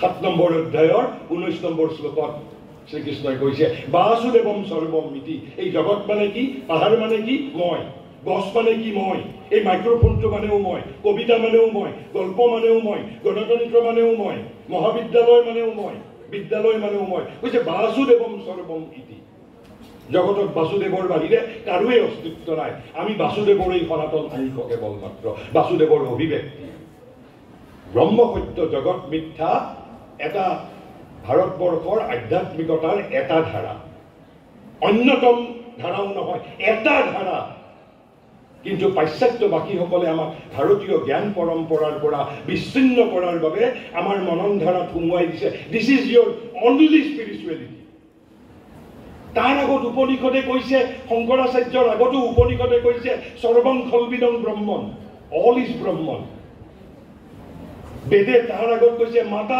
ভূমি পুত্ৰ অহং পৃথিৱী ভূমি মোৰ মা মই পৃথিৱীৰ সন্তান মায়া বুলি কেৱল মাত্ৰ মায়াবাদে কৈছে তাৰো এটা বিশিষ্ট কাৰণ আছে মই সেই বিষয়ে আজি ব্যাখ্যা নকৰো মোৰ এই ভাৰতীয় জ্ঞান পৰম্পৰা শৃংখলাটোত আপোনালোকে যোগদান কৰিলে যথাসময়ত আমি সেই বিষয়ে আলোচনা কৰিম গতিকে এই যে সৃজন শক্তি এই সৃজন শক্তি শ্ৰী অৰবিন্দই মই যিখন কিতাপ অনুবাদ কৰি সাহিত্য একাডেমীৰ অনুবাদ পুৰস্কাৰ পাইছিলোঁ তাত বিস্তৃত বিৱৰণ আছে একেবাৰে সমৃদ্ধ বৰ্ণনা আছে কিন্তু সেই বিষয়ে মই আজি দিবলৈ নাযাওঁ কেৱল মই ক'বলৈ বিচাৰিছোঁ যে স্পিৰিচুৱেলিটিৰ পিছত যিটো ভাৰতৰ যিটো ইটা বালি শিলৰ যিটো দ্বিতীয়টো উপাদান সেয়া হ'ল ভাইটেলিটি স্পিৰিচুৱেলিটি তাৰপিছত হ'ল ভাইটেলিটি। ভাইটেলিটি মানে হ'ল প্ৰাণ শক্তি। প্ৰাণ শক্তি মানে কি কৈছে? জীৱনৰ অফুৰন্ত সামৰ্থ্য আৰু আনন্দৰ খেলা। ভাৰতবৰ্ষই কেৱল জগতক মায়া বুলি ভাবা নাই। মায়া বুলি ভাবিলে এই স্থাপত্য, এই শিল্প, এই কলা, গণতন্ত্ৰ, কিমান ধৰণৰ শাস্ত্ৰ ভাৰতবৰ্ষই সৃষ্টি কৰিছে। ঠিক যি ধৰণে কৈছে যে পাৰ্থিৱ লোকত আধ্যাত্মিকতাৰ ভিত্তি নোহোৱাকৈ আধ্যাত্মিকতা, ঠিক যি ধৰণে পাহাৰৰ শিখৰবোৰ মেঘৰ জঠৰৰ পৰা ওলোৱা নাই, পাহাৰৰ শিখৰবোৰৰ ভিত্তি মাটিৰ ওপৰত তাৰ ভিত্তি, সেইধৰণে আধ্যাত্মিকতাৰ ভিত্তি এই আমাৰ মাটি, এই পাৰ্থিৱ লোকেই আধ্যাত্মিকতাৰ ভিত্তি। কৈছে জীৱনৰ অফুৰন্ত সামৰ্থ্য, আনন্দৰ খেলা, সৃজনশীল কৰ্মত প্ৰায় এক কল্পনাতীত প্ৰাচুৰ্য। কল্পনাতীত প্ৰাচুৰ্য, যিটো কল্পনাও কৰিব নোৱাৰে, সেই হিচাপ মই এতিয়া আপোনালোকক দিব নোৱাৰিম। দিব লাগিলে মোক 2 ঘণ্টা লাগিব। তেনেহ'লে তাৰপিছত শ্ৰী অৰবিন্দই কৈছে আকৌ যে ভাৰতৰ অন্তৰত আছিল তৃতীয় এটা ভাৱধাৰা। কৈছে আধ্যাত্মিকতা আৰু এই প্ৰাণ শক্তিৰ মাজত, স্পিৰিচুৱেলিটি আৰু ভাইটেলিটিৰ মাজত এটা বস্তুৱে মধ্যস্থতা কৰিছিল। অৰ্থাৎ তলত প্ৰাণ শক্তি, ওপৰত আধ্যাত্মিকতা। এটাটো মধ্যস্থতা কৰাৰ বাবে উপাদান লাগিব। কোনে মধ্যস্থতা কৰিছিল? কৈছে ভাৰতৰ অন্তৰত আছিল আন এক তৃতীয় ভাৱধাৰা। সেয়া ভাৰতৰ সবল তথা সমৰ্থ বিচাৰ বুদ্ধি, ইণ্টেলেকচুৱেলিটি। কেনেকুৱা ইণ্টেলেকচুৱেলিটি? কৈছে সবল তথা সমৰ্থ বিচাৰ বুদ্ধি। ভাৰতৰ এই বৃত্তিটো যুগপথ, যুগপথ মানে একে সময়তে, এটৱান্স। ভাৰতৰ এই বৃত্তিটো যুগপথ যিদৰে আছিল এফালে স্থিৰ তথা আত্মস্থ অথবা অতি সংযত, আনফালে আছিল বহুমুখী তথা সমৃদ্ধ।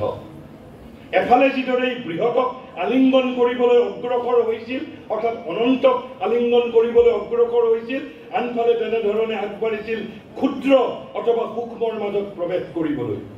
যিদৰে ই আছিল শক্তিমান, তেনেদৰে ই আছিল নিপুণ।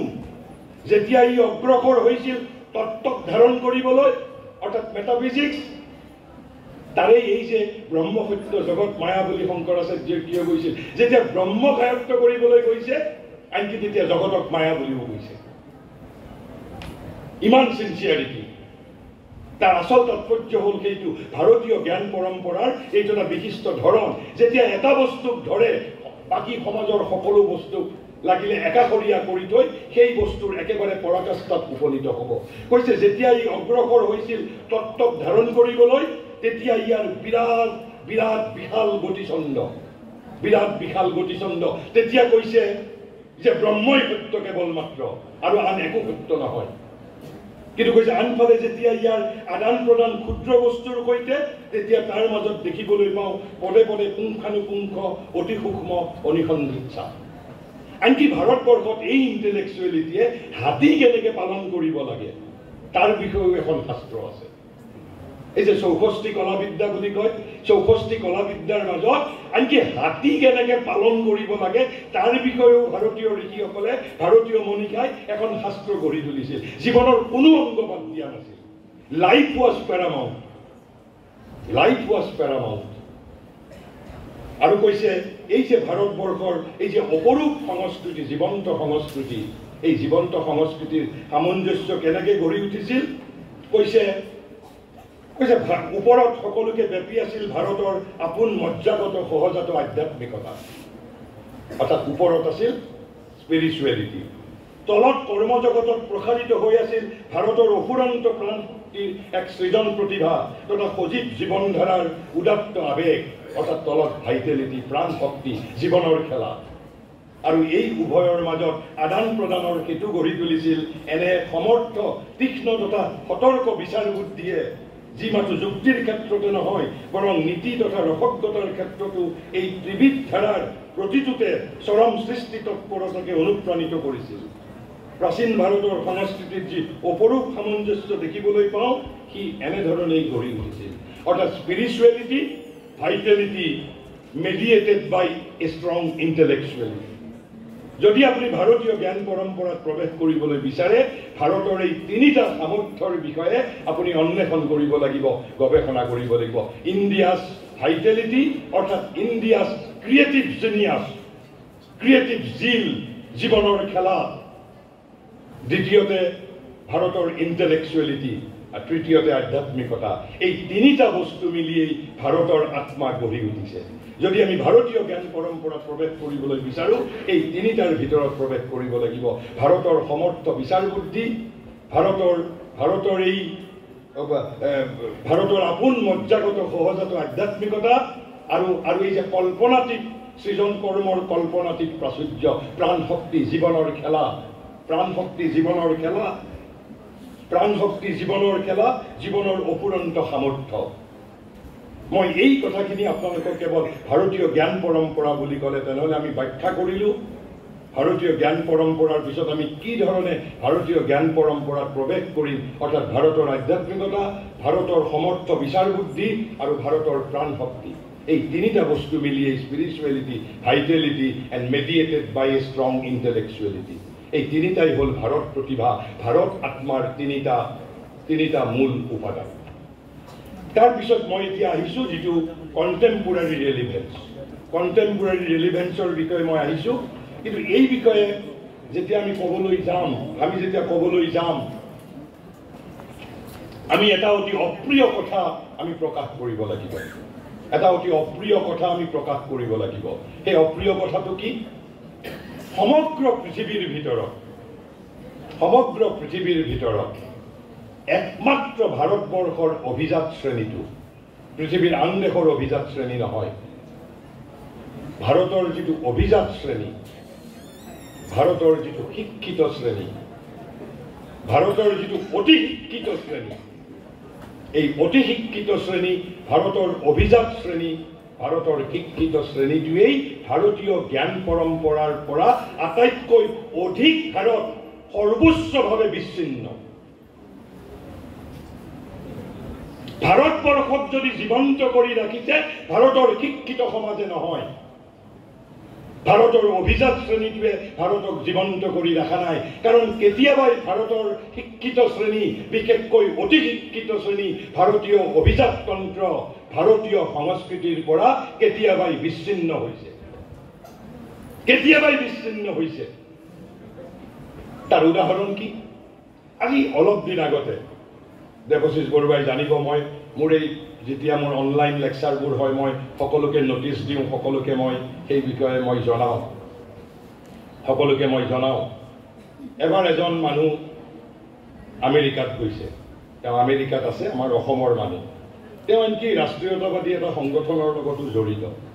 তেওঁ মোক তাৰে পৰা কৈছে যে মই আপোনাৰ আজিৰ অনুষ্ঠানত উপস্থিত থাকিব নোৱাৰিম, মই আপোনাক আমেৰিকাৰ পৰা শুভেচ্ছা জনাই আছোঁ। এইটো কি মনন ধাৰা? তেওঁ যদি দাক্ষিণাত্যৰ কোনোবা এটা মন্দিৰত ফুৰিব গ'লহেঁতেন, তেতিয়া জানো মোক ক'লেহেঁতেন মই দক্ষিণাত্যৰ এটা মন্দিৰৰ পৰা আপোনাক শুভেচ্ছা জনাই আছোঁ? তাৰমানে তেওঁ আমেৰিকাত আছে, অভিজাত শ্ৰেণীটোৰ যিখন স্বৰ্গ, শিক্ষিত শ্ৰেণীৰ যিখন স্বৰ্গ, জীৱনৰ সফলতাৰ মাপকাঠি আমেৰিকা দৰ্শন কৰিব পাৰিছে। এয়া নহয় জানো সাংস্কৃতিকভাৱে বিচ্ছিন্নতাৰ এটা উৎকৃষ্ট প্ৰমাণ? আমি এতিয়াও আজি ধৰি লওক কাল্পনিকভাৱে আপোনালোকৰ বিদ্যালয়ত এজন অক্সফৰ্ড, হাৰ্ভাৰ্ড, কেম্ব্ৰিজৰ এজন অধ্যাপকে বক্তৃতা দিবলৈ আহিব, মই নিশ্চিত যে সিদিনা হয়তো ফৰকাটিঙৰ এজনো শিক্ষিত মানুহ ঘৰত বহি নাথাকে। একেবাৰে ফৰকাটিং কলেজ ভিৰ কৰি দিব। কিয়? দ্বিতীয়, সেইবাবেই we are refocusing Indian knowledge system. আমি আপামৰ জনসাধাৰণৰ মাজত জনসাধাৰণক জাগ্ৰত কৰিব বিচৰা নাই। ভাৰতীয় জ্ঞান পৰম্পৰা কাৰ কাৰ্যসূচী? বিশ্ববিদ্যালয় অনুদান আয়োগৰ কাৰ্যসূচী। It was an attempt to reawaken our intellectual elite, to reawaken our educated section. সেইবাবে ভাৰতীয় জ্ঞান পৰম্পৰাৰ প্ৰচাৰ আৰু প্ৰসাৰ কৰিবলৈ বিচৰা হৈছে বিশ্ববিদ্যালয়ৰ মজিয়াত, মহাবিদ্যালয়ৰ মজিয়াত, ভাৰতৰ অশিক্ষিত জনসাধাৰণৰ মাজত নহয়।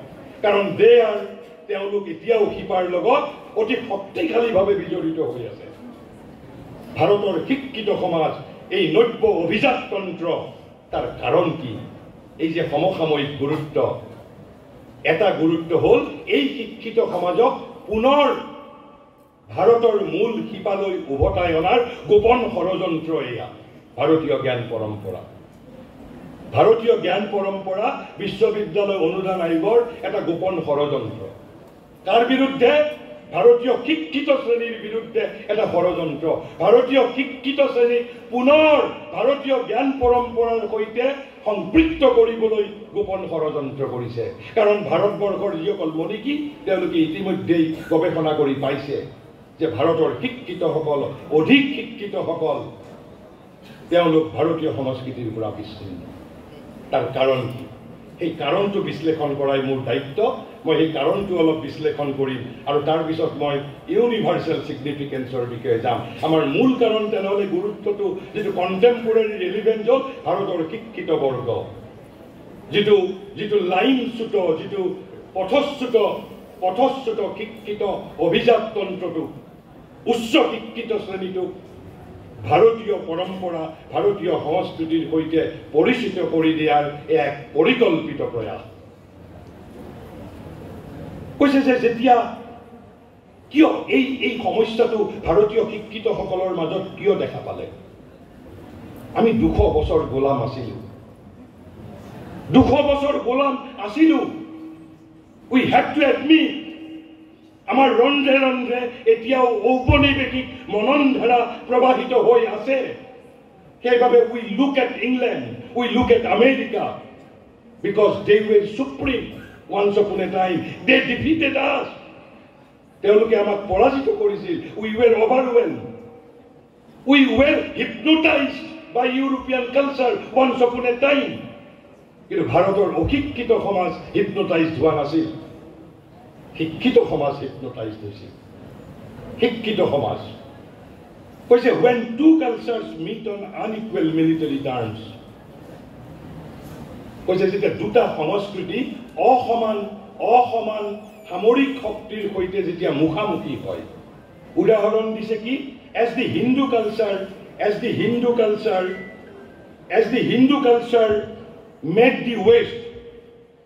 Hindu culture made the West and earlier made Islam. আমাৰ ভাৰতবৰ্ষৰ প্ৰথমটো বিদেশী শক্তিৰ সৈতে মুখামুখি হৈছিল 7ম শতিকাতেই ইছলামিক শক্তিৰ সৈতে। ইছলামী শক্তিয়ে ভাৰতবৰ্ষক আক্ৰমণ কৰিছিল 7শ শতিকাত, 7ম শতিকাতেই। 500 বছৰ হিৰোইক ৰেজিষ্টেন্স, তাৰপিছত 1200 খ্ৰীষ্টাব্দত আমি পৰাজয় স্বীকাৰ কৰিছোঁ। That has to be admitted. ভাৰতীয় জাতিয়ে পৰাজয় স্বীকাৰ কৰিছিল 500 বছৰৰ সংগ্ৰামৰ পিছত। হিৰোইক ৰেজিষ্টেন্স, মই সেই বিষয়ে ব্যাখ্যা কৰিবলৈ নাযাওঁ। আৰু ব্ৰিটিছৰ সৈতেতো কি হৈছিল আপোনালোকে জানে। মাত্ৰ বেপাৰ কৰিবলৈ আহি এই দেশৰ সাৰ্বভৌম ক্ষমতা দখল কৰিছিল। কেৱল বেপাৰ কৰিবলৈ আহি কৈছে it gives rise to great problems of self identity for the defeated party.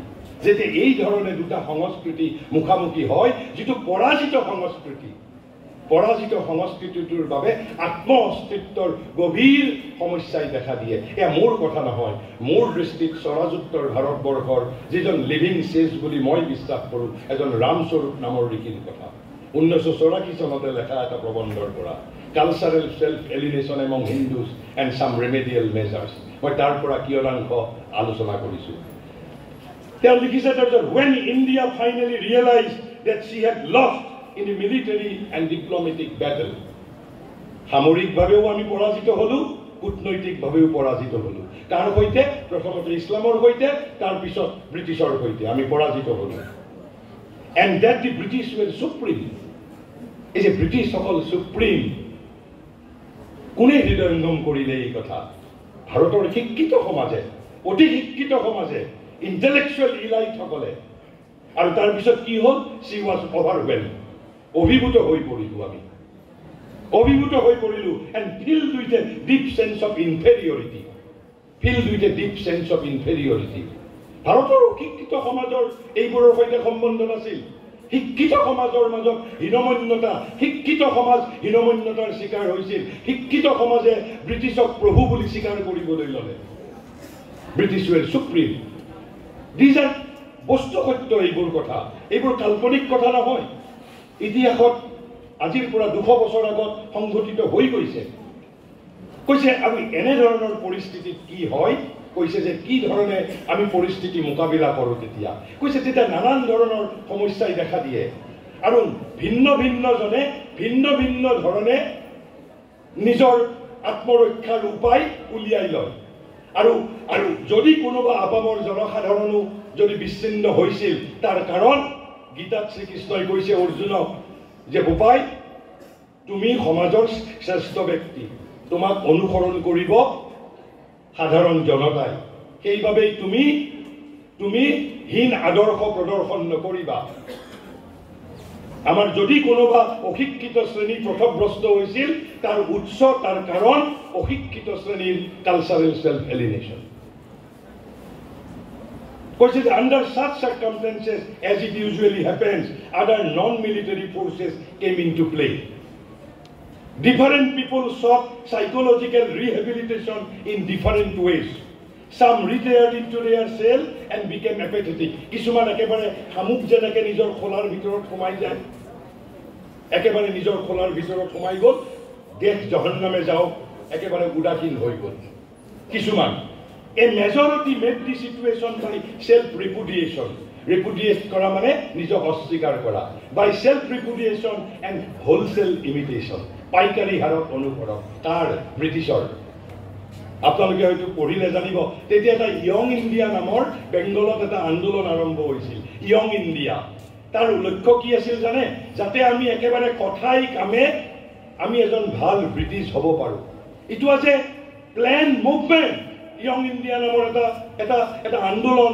বংগত দেখা দিছিল থ্যাঙ্কস টু ইলিটাৰেট ব্ৰাহ্মণ ৰামকৃষ্ণ পৰমহংস এই ৰামকৃষ্ণ পৰমহংসই অকলেই পাশ্চাত্যৰ প্ৰত্যাহ্বান তেতিয়া খৰ্ব কৰি দিছিল কাৰ জৰিয়তে তেওঁৰ সৰ্বশক্তিমান শিষ্য বিবেকানন্দৰ জৰিয়তে they disowned their nationhood and their culture যিসকলে নিজক অস্বীকাৰ কৰিলে হোলসেল লিমিটেশন কৰিলে তেওঁলোকে নিজৰ ৰাষ্ট্ৰীয়তাক অস্বীকাৰ কৰিলে নিজৰ সংস্কৃতিক অস্বীকাৰ কৰিব ধৰিলে and adopted the ways and attitudes of the victors আৰু ভিক্টৰ কোন আছিল ব্ৰিটিছ কৈছে whom they regarded as their superiors they saved their self respect through self alienation গতিকে নিজে বিচ্যুত হৈ আহি নিজৰ ৰাষ্ট্ৰ সংস্কৃতি পৰম্পৰাৰ পৰা বিচ্যুত হৈ আহি তেওঁলোকে নিজক ৰক্ষা কৰিছিল বাই হোলসেল ইমিটেশন বাই সেলফ ৰিপুডিয়েশন হোলসেল ইমিটেশন পাইকাৰী হাৰত অনুসৰণ কৰি আৰু তাৰ পিছত এই যে মই কলো ৰামস্বৰূপে লিখিছে this self alienation was an important component এটা অপৰিহাৰ্য উপাদান আছিল কিহৰ of the intellectual ferment অর্থাৎ ফার্মেন্ট ইন্টেলেকচুয়াল ফার্মেন্ট মানে যেটো বৌদ্ধিক আলোড়ন কৈছে that followed the British conquest of India ঠিক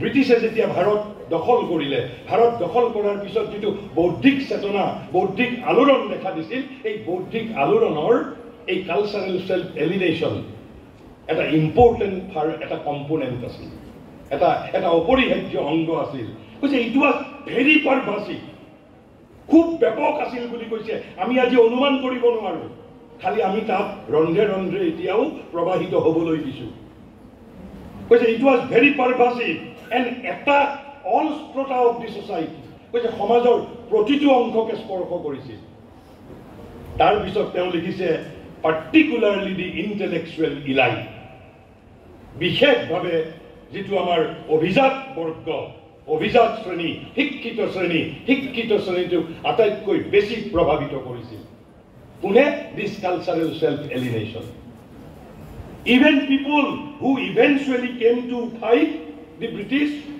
আনকি এনে কিছুমান মানুহ তেতিয়া কেই সময়ত আছিল ব্ৰিটিছৰ বিৰুদ্ধে সংগ্ৰাম কৰিছে ৰাজনৈতিকভাৱে politically but surrender to them culturally সাংস্কৃতিকভাৱে নিজক তেওঁলোকৰ ওচৰত সমৰ্পণ কৰিছিল কিন্তু ৰাজনৈতিকভাৱে তেওঁলোকৰ বিৰোধিতা কৰিছে কৈছে দিস সাৰেণ্ডাৰ এই যে কালচাৰেল সেলফ সাৰেণ্ডাৰ কৈছে this surrender gave rise to what may be call the politics of self alienation এই যে সমৰ্পণ এয়াই হ'ল আত্মবিচ্যুতিকৰণৰ ৰাজনীতি what may be call the politics of self alienation and fed by many sources আৰু আজি বিভিন্ন উৎসৰ দ্বাৰা প্ৰতিপালিত হৈছে বিভিন্ন প্ৰপোগাণ্ডাৰ দ্বাৰা প্ৰতিপালিত হৈছে কৈছে ইট বিকেম ইনক্ৰিজিংলি মোৰ পাৱাৰফুল।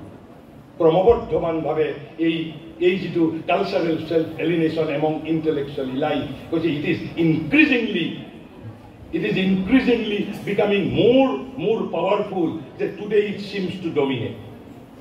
আৰু আজি এই কালচাৰেল সেল্ফ এলিনেশ্যনৰ যিটো মনন ধাৰা, এই আমি ভাৰতবৰ্ষৰ পৰা আমাৰ নিজৰ সংস্কৃতিৰ পৰা বিচ্যুত হৈ আছো, এই যিটো মনন ধাৰা কৈছে it seems two dominate.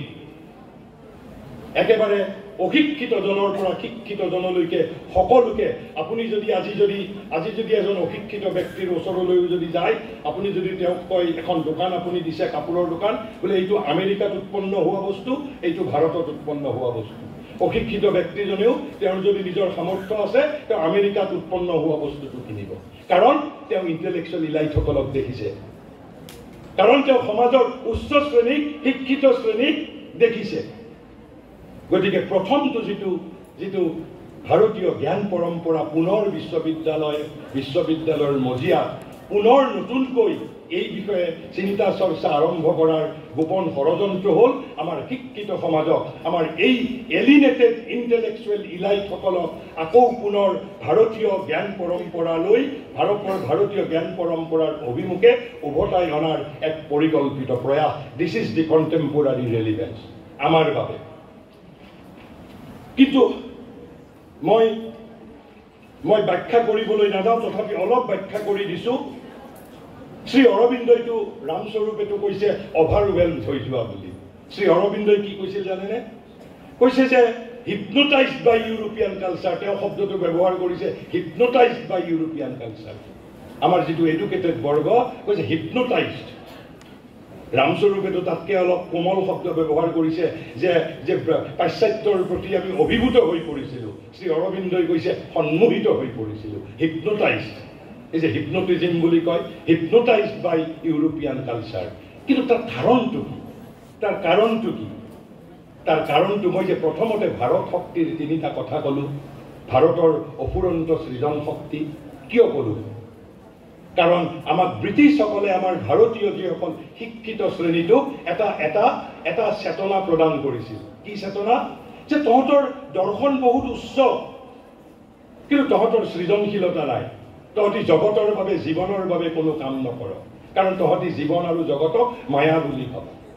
It was a plain mechanism. ভাৰতীয় শিক্ষিতসকলক বুজোৱা হৈছিল তহঁতৰ মাত্ৰ এটাই অধ্যাত্মৰ ধাৰা, ব্ৰহ্মসত্য জগত মিথ্যা। সেইবাবে তহঁতি অধ্যাত্মৰ চৰ্চা কৰিলে ভাৰতীয় দৰ্শনক লৈ থাক, কিন্তু জীৱনৰ বিষয়ে জগতৰ বিষয়ে যদি জানিব লগা থাকে তেনেহ'লে আমাৰ ফালে দৃষ্টিপাত কৰ। কিয় ভাৰতীয় শিক্ষিতসকল হিপনোটাইজ হৈছিল? কাৰণ তেতিয়া আমাৰ অধঃপতনৰ যুগ।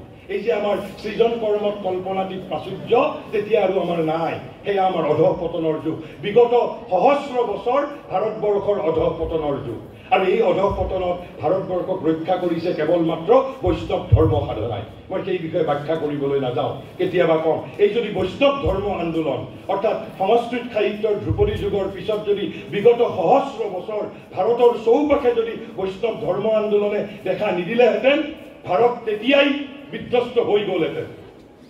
একেবাৰে শংকৰদেৱৰ পৰা, চৈতন্যদেৱৰ পৰা, নানকৰ পৰা, দক্ষিণৰ আলোৱাৰসকলৰ পৰা সমগ্ৰ ভাৰতবৰ্ষত বিগত এক সহস্ৰ বছৰ বৈষ্ণৱ ধৰ্ম আন্দোলনে শ্ৰী অৰবিন্দই কৈছে ভাৰত প্ৰতিভাৰ অন্তিম দীপ্তি বুলি কৈছে উত্তৰকালৰ বৈষ্ণৱ সাধনা।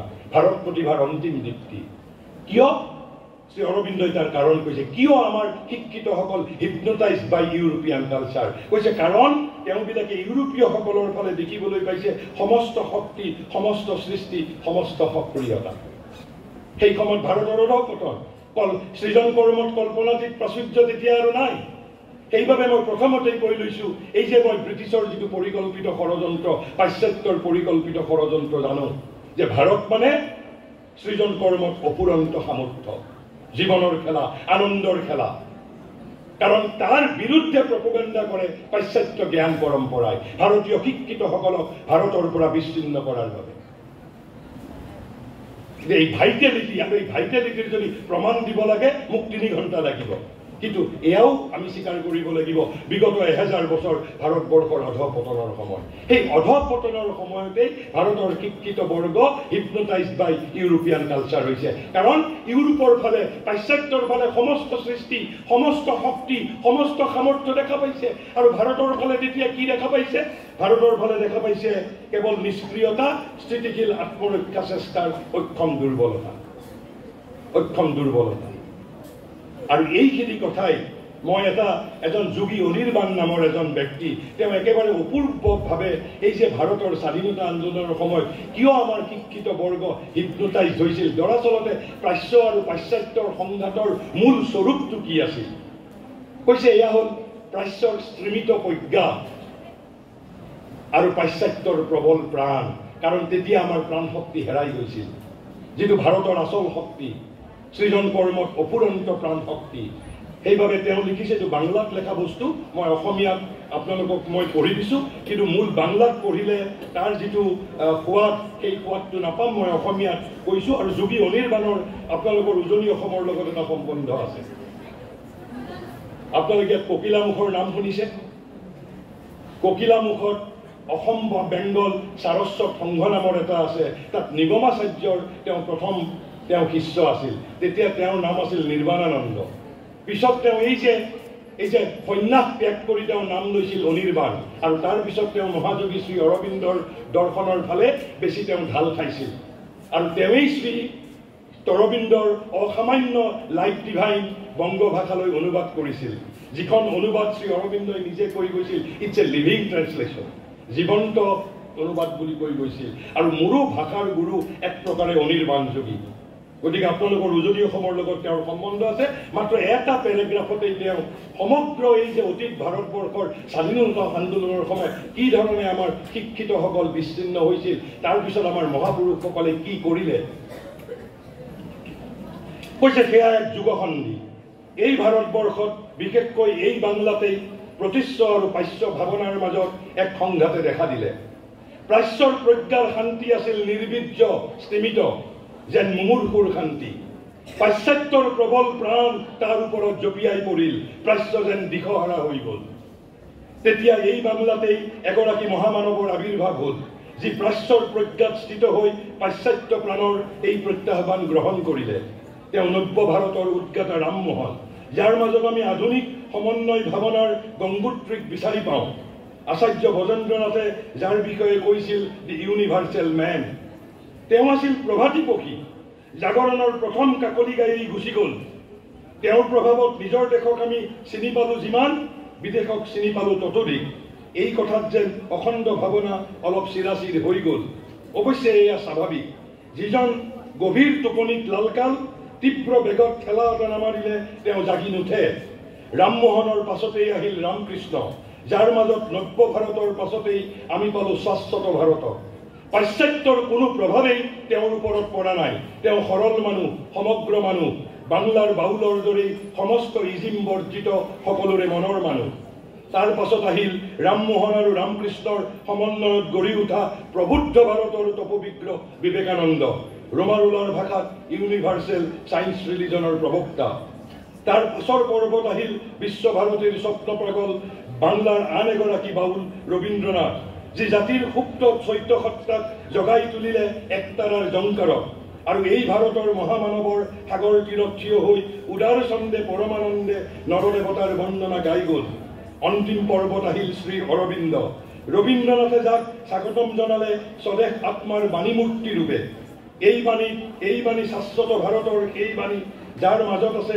বিশ্বমানৱৰ অতিমুক্তি আৰু মহাসিদ্ধিৰ মন্ত্ৰ এক নৱসৃষ্টিৰ বাহৰীতি এনেদৰে মাথো অৰ্ধ শতিকাৰ ভিতৰতে এই বাংলাই শ্ৰী ৰামকৃষ্ণৰ পৰা শ্ৰী অৰবিন্দলৈকে চাৰিগৰাকী ৱৰ্ল্ড প্ৰফেটৰ বাণী বিশ্বত বিয়পাই দিছে এক নেপথ্য শক্তিৰ অমোঘ প্ৰেৰণা এয়া বাংলাৰ মহাগৌৰৱ আৰু মহাদায়ু ইয়াৰ পাছত যদি বাংলাৰ মৃত্যু হয় দুখ নকৰোঁ বাংলা বাচি থাকিব ইয়াৰ বাণীৰ মাজত কিন্তু শ্ৰী অৰবিন্দই কৈছে বাংলাৰ মৃত্যু নহয় বাংলাৰ কাম এতিয়াও সমাপ্ত হোৱা নাই বিবেকানন্দৰ মাজত ভাৰতবৰ্ষৰ অধ্যাত্ম চেতনাই এক নতুন গতি ল'লে প্ৰজ্ঞাৰ সৈতে বিজড়িত হৈ পৰিল প্ৰাণ কাৰণ স্তিমিত প্ৰাণ আছিল স্তিমিত প্ৰজ্ঞা আৰু পাশ্চাত্যৰ প্ৰবল প্ৰাণ এই পাশ্চাত্যৰ প্ৰবল প্ৰাণ যিটো জপিয়াই পৰিছিল বিবেকানন্দৰ, সেইবাবে এই 39 বছৰীয়া জীৱনত তেওঁ কেৱল প্ৰাণ শক্তি সংযুক্ত কৰি থৈ গৈছিল ভাৰতীয় এই অধঃপতিত ভাৰতীয় হতোৎসাহিত ভাৰতীয় জাতিৰ মাজত।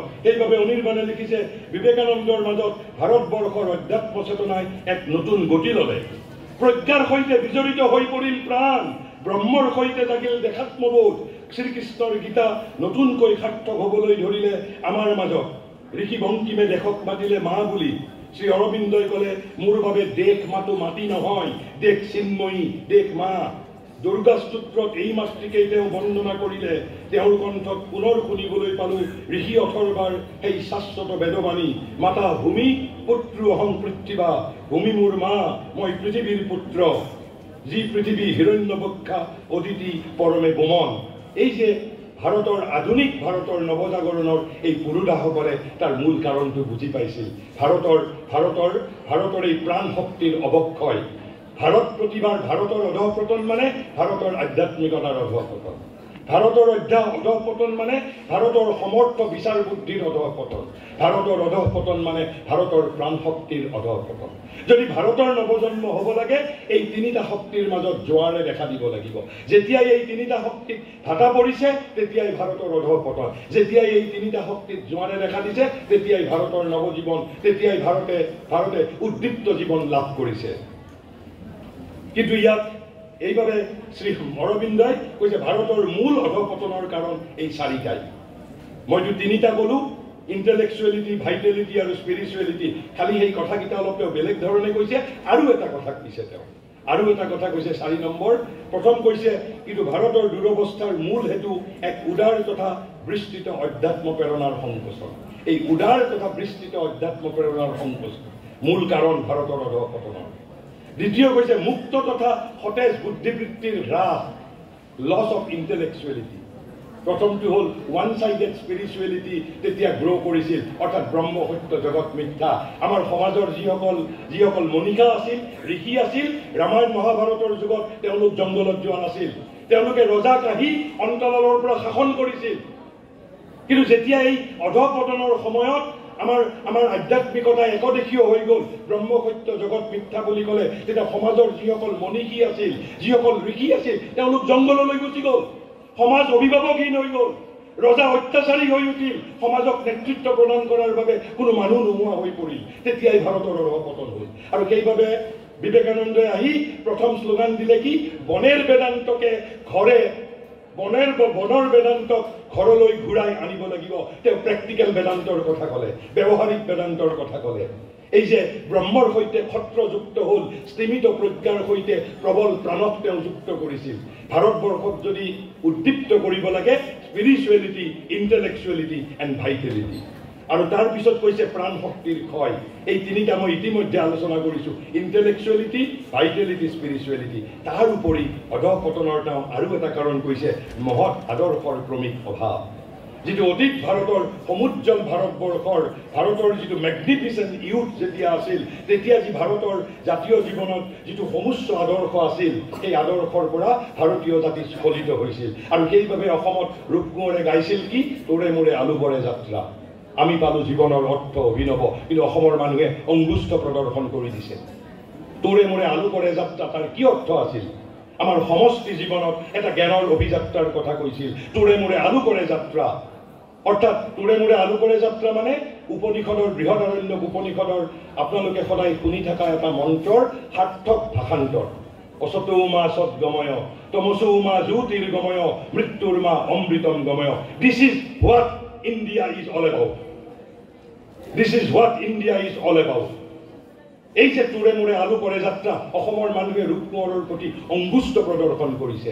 আমাৰ জাতীয় জীৱন এতিয়া ৰাজনীতিময়, আমাৰ জাতীয় জীৱন এতিয়া অৰ্থনীতিময়, আমাৰ জাতীয় জীৱনত এতিয়া দ্বন্দ্ব, বিদ্বেষ, হিংসাৰ আমাৰ সমষ্টি জীৱন। আমাৰ সমষ্টি জীৱনক আমি তোৰে মোৰে আলু কৰে যাত্ৰা কৰি তুলিব পৰা নাই, তোৰে মোৰে আলু কৰে যাত্ৰা কৰি তুলিবলৈ পৰা নাই। আৰু এই যেতিয়া সেইবাবে ভাৰতীয় জ্ঞান পৰম্পৰা, ভাৰতীয় শিক্ষিত সমাজৰ মাজত উই ৱান্ট টু ইম্প'জ। সেইবাবে বিশ্ববিদ্যালয় অনুদান আয়োগে শিক্ষিত সমাজৰ মাজত শিক্ষিত সমাজৰ মাজত ভাৰতীয় জ্ঞান পৰম্পৰা আৰোপ কৰিব বিচাৰিছে, বাধ্যতামূলকভাৱে আৰোপ কৰিব বিচাৰিছে। বিকজ আমাৰ শিক্ষিত সমাজ hypnotized by European culture, overwhelmed with a deep sense of inferiority. এয়া হ'ল আমাৰ নিজৰ বাবে। মই আৰু বহু কথা আছিল, মই সিমানখিনি ক'বলৈ নাযাওঁ। মই এতিয়া একেবাৰে শেষত এয়াতো আমাৰ বাবে, এয়া আমাৰ বাবে, কিন্তু সমগ্ৰ জগতৰ বাবে ভাৰতৰ দায়িত্ব আছে, ভাৰতীয়ৰ কৰণীয় আছে। ভাৰতৰ দায়িত্ব এতিয়াও শেষ হৈ যোৱা নাই। বিবেকানন্দই শেষত কি কৈছে? Truth is my god, universe my country. এয়াই ভাৰতীয় জাতীয়তাবাদৰ মূল স্বৰূপ। বিশ্বজনীনতাই ভাৰতীয় জাতীয়তাবাদৰ মূল স্বৰূপ। ভাৰতীয় জাতীয়তাবাদ পৃথিৱীৰ আন জাতীয়তাবাদৰ দৰে সংকীৰ্ণ জাতিসত্তাৰ এটা স্বাভিমান নহয়। ভাৰতীয় জাতীয়তাবাদ মানে বিশ্বজনীনতাৰ এই অভিব্যক্তি। সেইবাবে কেৱলমাত্ৰ ভাৰতবৰ্ষতেই ভাৰত জননীৰ সমানে সমানে জগত জননীৰো ধাৰণা আছে। পৃথিৱীৰ আন দেশে জগত জননীৰ ধাৰণা দিব পৰা নাই, ৱৰ্ল্ড মাদাৰৰ ধাৰণা দিব পৰা নাই। কেৱলমাত্ৰ ভাৰতে ক'ব পাৰিছে মাতা ভূমি পুত্ৰ অহম পৃথিৱী। কেৱল ভাৰতবৰ্ষই ক'ব পাৰিছে বসুধৈৱ কুটুম্বকম, সমগ্ৰ জগত মোৰ কুটুম্ব বুলি। তেনেহ'লে ভাৰতীয় জাতীয়তাবাদ মানে বিশ্বজনীনতাৰেই এটা ফাল। India is one phase of the world mother. আমি ভাৰতবৰ্ষ বিশ্বজননীৰ পৰা পৃথক এটা অস্তিত্ব নহয়। আৰু সেইবাবে আমাৰ ভাৰতৰ সমগ্ৰ জগতৰ প্ৰতিও দায়িত্ব আছে। সেই জগতৰ প্ৰতি দায়িত্ব শ্ৰী অৰবিন্দই যিখন কিতাপ মই ভাৰতীয় সংস্কৃতিৰ ভিত্তিৰ একেবাৰে শেষ পৃষ্ঠাত তেওঁ যিটো কৈ গৈছে, সেই কথাৰে মই মোৰ বক্তব্য সামৰণি মাৰিম। কৈছে India of the ages is not dead. কৈছে যুগ যুগান্তৰৰ ভাৰতবৰ্ষ এতিয়াও মৃত নহয়, আমি দেখা নাপাব পাৰোঁ। কৈছে India of the ages is not dead, nor has she spoken her last creative word. কৈছে ভাৰতে নিজৰ সৃষ্টিশীল শব্দৰ শেষ কথা, অন্তিম কথা এতিয়াও অভিব্যক্ত কৰা নাই। ভাৰতে বেদ উপনিষদ গীতাত যি অভিব্যক্ত কৰিছে তাতকৈ আৰু মহাসত্য অভিব্যক্ত কৰাৰ বাকী আছে এতিয়াও। কৈছে সেইবাবেই India of the ages is not dead, nor has she spoken her last creative word. কৈছে যুগ যুগান্তৰৰ ভাৰত মৃত নহয়, অথবা নিজৰ সৃজনশীল শক্তিৰ অন্তিম বাণী এতিয়াও ই উচ্চাৰণ কৰা নাই। কৈছে she lives, ইণ্ডিয়াই ভাৰত যুগ যুগান্তৰৰ ভাৰত এতিয়াও জীয়াই আছে, এতিয়াও ই বাচি আছে। তাৰ বাবে নিজৰ তথা জগতৰ বাবে। আমি নিজৰ বাবেও জীয়াই আছো, সমগ্ৰ জগতৰ বাবে জীয়াই আছো। আৰু সমগ্ৰ জগতৰ বাবে এতিয়াও আমাৰ কৰণীয় আছে। কৈছে she lives and has still something to do for herself and the human people. This is universal relevance of Indian knowledge system. সমগ্ৰ জগতৰ বাবে আমাৰ কৰণীয় আছে। আৰু যদি সমগ্ৰ জগতৰ বাবে যদি কৰণীয় আছে, without the Indian knowledge how we can become বিশ্বগুৰু? ভাৰতীয় জ্ঞান উদ্বোধন নকৰাকৈ, ভাৰতীয় জ্ঞান পৰম্পৰাৰ পৰা বিচ্ছিন্ন হৈ থাকি হাউ উই কেন বিকাম বিশ্বগুৰু, how we can solve world problems? সমগ্ৰ মানৱ জাতিৰ সমস্যা আমি সমাধান কৰিব লাগিব। এয়াই আমাৰ নিয়তি নিৰ্দিষ্ট, এয়াই ভাৰতীয় জাতীয়তাবাদৰ লক্ষ্য। ভাৰতীয় জাতীয়তাবাদৰ লক্ষ্য স্থূল সুখ ভোগ নহয়, সমগ্ৰ জগতৰ বিশ্বগুৰু হোৱাৰ অৰ্থ। বিশ্বগুৰু হোৱাৰ অৰ্থ কি? সকলোকে পথ প্ৰদৰ্শন কৰিব পাৰিব লাগিব, বিশ্বৰ প্ৰতিটো মানৱীয় সমস্যা সমাধান কৰিব পাৰিব লাগিব। আৰু বিশ্বৰ প্ৰতিটো সমস্যা সমাধান কৰাৰ শক্তি ভাৰতীয় জ্ঞান পৰম্পৰাৰ মাজত বিৰাজমান। এয়া মই কোৱা নাই, ভাৰতৰ ঋষিসকলে কৈ গৈছে। কিন্তু তাৰ বাবে আমাক কেনেকুৱা ভাৰতবৰ্ষ লাগিব, কেনেকুৱা ভাৰতীয় লাগিব, সেই কথাখিনি কৈ মই শেষ কৰিম। মহাঋষিয়ে কৈছে যি জাতি এতিয়া পুনৰুজ্জীৱিত হৈ উঠিব লাগিব। কেনেকুৱা জাতি পুনৰুজ্জীৱিত হৈ উঠিব লাগিব? আণৱিক শক্তি সম্পন্ন ভাৰতবৰ্ষৰ কথা কোৱা নাই, বা ডিজিটেল ইণ্ডিয়াৰ কথাও কৈ থৈ যোৱা নাই। কি কথা কৈ থৈ গৈছে? যি জাতি এতিয়া পুনৰুজ্জীৱিত হৈ উঠিব লাগিব, সেই জাতি ইংৰাজী ভাৱাপন্ন, পাশ্চাত্যৰ বশীভূত, শীৰ্ষস্থানীয়, পাশ্চাত্যৰ সফলতা তথা বিফলতাৰ মাজত চক্ৰাকাৰে ঘূৰি থাকিবলৈ বাধ্য এক প্ৰাচ্য জাতি নহয়। আমি পাশ্চাত্যৰ বশীভূত নহওঁ। আৰু পাশ্চাত্যৰ শীৰ্ষস্থানীয় নহওঁ, ইংৰাজী ভাৱাপন্নও নহ'ম আমি। তেনে প্ৰাচ্য জাতি জীৱন্ত হৈ উঠিলে নহ'ব। কেনে প্ৰাচ্য জাতি লাগিব? কৈছে বৰং স্মৰণাতীত কালৰ এক প্ৰাচীন শক্তি, স্মৰণাতীত কালৰ এক প্ৰাচীন শক্তি, যি নিজৰ গভীৰতম আত্মাক পুনৰ লাভ কৰিবলৈ। আৰু গভীৰতম আত্মাক পুনৰ লাভ কৰা মানে কি? Spirituality, intellectuality and ভাইটেলিটি।